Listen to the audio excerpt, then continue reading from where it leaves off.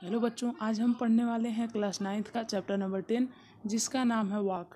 तो चलिए स्टार्ट करते हैं। तो इसमें से जो पहला वाक है वो है रस्सी कच्चे धागे की खींच रही मैं नाव। मतलब कि जो कवित्री हैं यहाँ पे वो कच्चे धागे की रस्सी यानी कि कच्चे धागे से निर्मित जो रस्सी है उससे वो नाव खींच रही हैं।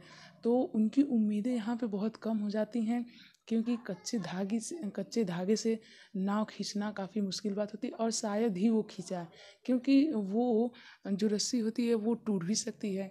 तो आइए अगले लाइन के बारे में बात करते हैं। जाने कब सुन मेरी पुकार करें देव भव सागर पार।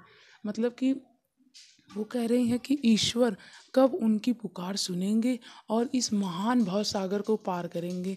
चिंता मत कीजिए, अभी मैं इसका पूरा भावार्थ अच्छे से बताऊंगा कि इनका मेन उद्देश्य क्या है।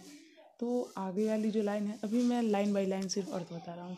पानी टपके कच्चे सकोरे, सकोरे मतलब कि मटका। तो जो पानी है वो कच्चे मटके से टपक रहा है। व्यर्थ प्रयास हो रहे मेरे, और उनके जो प्रयास है वो व्यर्थ हो रहे क्योंकि मटके में से अगर पानी टपकेगा तो पानी टपकने की वजह से नाव उनकी खराब हो जाएगी। और जी में उठती रह हूँ कि घर जाने की चाह है घेरे।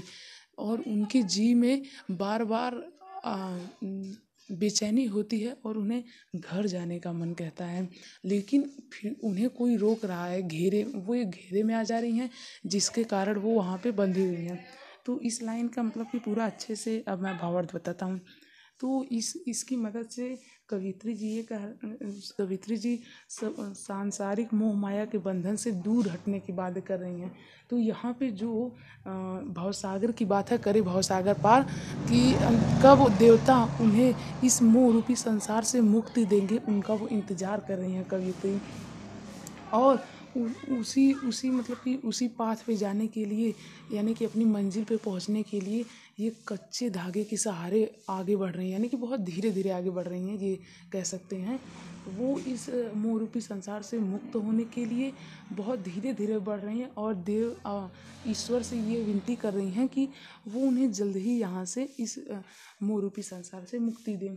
और उन पर वो मुक्ति नहीं पा रही हैं क्योंकि उनके आसपास बहुत सारी कठिनाइयाँ हैं, इसीलिए वो मुक्ति नहीं पा रही हैं। तो अब अगली जो वाक है उसका अब मैं आपको बताता हूँ। तो वो है, खा खा कर पाएगा कुछ पाएगा नहीं, न खाकर बनेगा अहंकारी, सम खा तभी होगा संभावी, खुलेगी सांकल बंद द्वार की। मतलब कि इस संसार में हम जितनी भी वस्तुएं एकत्रित करते हैं, खा खा कर का मतलब यही है कि वस्तुएं एकत्रित करना, ये नहीं कि भोजन ग्रहण करना।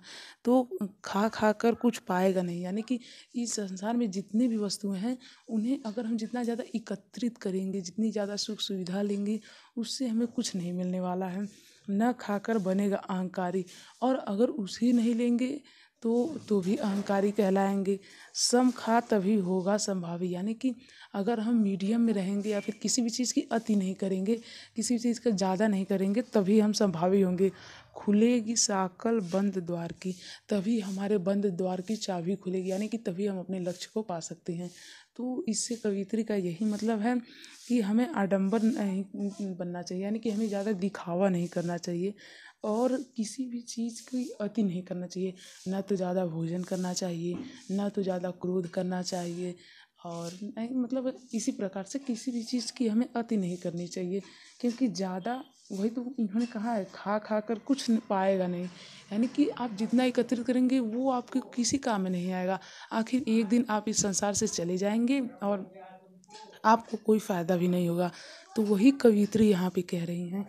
तो इसका जो पूरा मेन उद्देश्य है वो यही है कि हमें कभी आडंबर या फिर दिखावा नहीं करना चाहिए और हमेशा किसी भी चीज़ को लिमिट में करना चाहिए, ना ही ज़्यादा ना ही कम, यानी कि बीच में मीडियम साइड में करना चाहिए।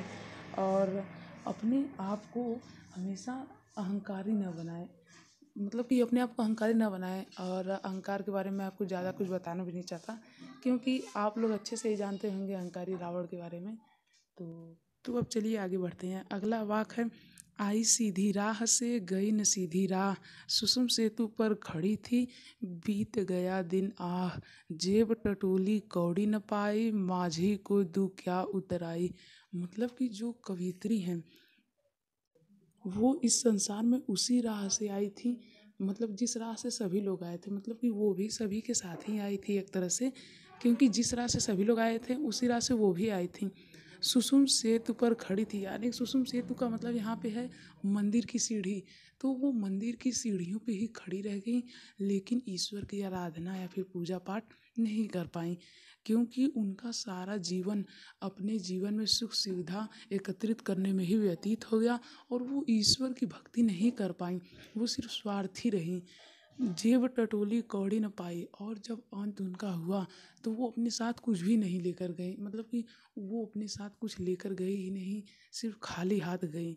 माझी को दू क्या उतराएं। और जो उन्होंने अपने पहले वाक में कहा था कि वो इस भवरूपी महासागर से, भव महासागर से बाहर होनी चाहती हैं, तो उनका जो नैया पार लगाया है तो उन्हें वो अब क्या दें। जो माझी है, माझी मतलब जो नैया चलाता है, उसे अब वो क्या दें। तो इस वाक के माध्यम से कवियत्री हमें ये शिक्षा देना चाहती हैं कि हमें हमेशा अच्छे कर्म करना चाहिए और स्वार्थी नहीं रहना चाहिए, हमें ईश्वर की भक्ति भी करनी चाहिए। तो अब चलिए अगले वाक की तरफ बढ़ते हैं। अगला वाक है, थल थल में बसता है शिव ही, भेद न कर क्या हिंदू मुसलमान, ज्ञानी है तो स्वयं को जान, वही है साहिब से पहचान। मतलब कि जो थल थल यानी कि हर जगह जगह बसते हैं शिव ही, मतलब से कि यहाँ पे शिव का मतलब ये नहीं कि सिर्फ गॉड ऑफ हिंदू, मतलब कि सिर्फ हिंदुओं के देवता। इसका मतलब है कि ईश्वर सिर्फ एक ही है। थल थल में मतलब कि हर जगह ईश्वर बसता है, और हमें ये भेद नहीं करना चाहिए कि क्या हिंदू और क्या मुसलमान, मतलब कि हमें ना ही हिंदू में ना ही मुसलमान में भेद करना चाहिए, क्योंकि जिस प्रकार से इस समय दंगे हो रहे हैं उस प्रकार से इस समय बहुत आलोचना की जा सकती है। हिंदू और मुसलमान में इस समय बहुत ज़्यादा भेदभाव हो रहा है, तो हम सभी को एक साथ मिलकर रहना चाहिए। और वो कहती हैं कि अगर तू ज्ञानी है, अगर आप ज्ञानी हैं तो स्वयं को पहचानिए, क्योंकि ज्ञानी वही होता है जो स्वयं को पहचानता है कि उनके अंदर कौन सा टैलेंट है, वही है साहिब से पहचान। और ईश्वर को एक ही नज़र से देखो और उन्हीं की आराधना करो। तो यानी कि इससे पूरा यही कहना चाहते हैं कि अगर आप एक अच्छे पुरुष हैं, अगर आप एक सज्जन पुरुष हैं, तो पहले आप अपने आप को पहचानिए कि आपके अंदर कौन सा टैलेंट है। ये नहीं कि आपका सारा जीवन हिंदू मुसलमान में भेदभाव करते ही व्यतीत हो जाए, आप अपने टैलेंट को पहचानिए।